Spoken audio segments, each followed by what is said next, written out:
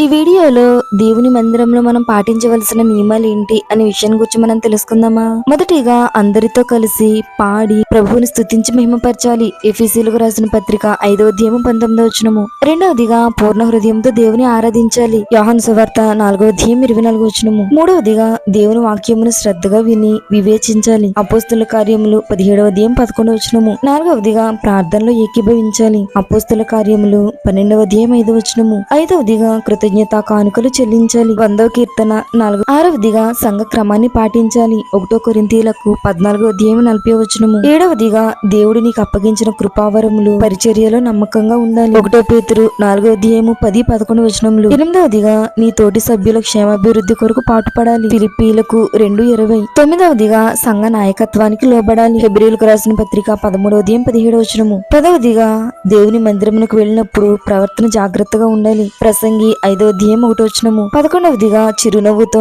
అందరినీ పలకరించి వందనములు తెలపాలి. రోమీయులకు రాసిన పత్రిక 16వ అధ్యాయం 16వ వచనము. చూసారు కదండి. ఇంకా దేవుని మందిరంలో మనం ఎలా ఉండాలి అనే విషయాలు మీకు తెలిస్తే వెంటనే నాతో కామెంట్ సెక్షన్ లో షేర్ చేసుకోండి. Praise the lord.